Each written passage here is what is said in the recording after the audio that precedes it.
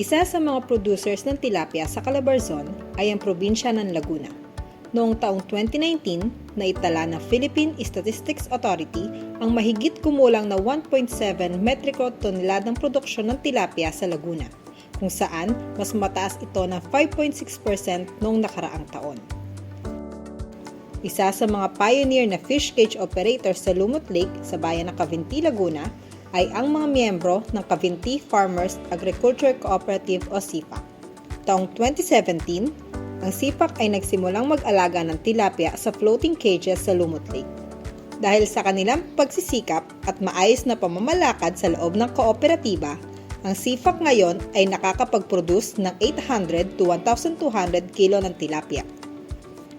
Gumagamit din sila ng mga extruded floating feeds technology mula sa collaborative research project ng Bureau of Fisheries and Aquatic Resources at National Fisheries Research and Development Institute upang hindi makadagdag sa polusyon sa nadulot ng sinking feeds.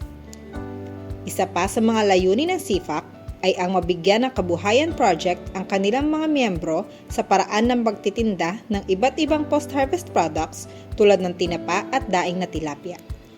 Taong 2022, ang SIFAC ay pinagkalooban ng pondo kung saan ito ay kanilang ipinambili ng mga post-harvest equipment tulad ng steamer, smokehouse, freezer, stainless table at iba pa.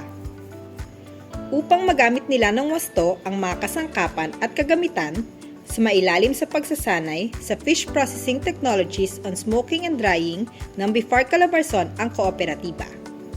Ilang linggo lamang ay nakapagbenta na rin ang kooperatiba ng kanilang mga ginawang tinapang tilapia sa kanilang co-op store gamit ang natutunan nila sa kawanihan ng pangisdaan. Pinarangalan ang Cavinti Farmers Agriculture Cooperative ng 2019 Outstanding Farmer Group at CY 2023 Sertipiko ng Pagkilala sa mahalagang kontribusyon sa pagpapaunlad ng pagsasaka at pakikilahok sa mga programang pangkaunlaran sa bayan ng Cavinti. Dahil sa pag-aalaga at pagbebenta ng tilapia, ang SIFAC ay nagkaroon ng alternatibong mapagkukunan ng pagkakakitaan na isulong ang paggamit ng extruded fish feeds upang alagaan at protektahan ang lawan ng lumot at nakapagbigay ng kontribusyon sa produksyon ng tilapia para sa probinsya ng Laguna. Tunay ngang mayroong kabuhayan sa industriya ng pagtitilapia, kung kaya't atin itong pagyamanin at patuloy na paunlarin.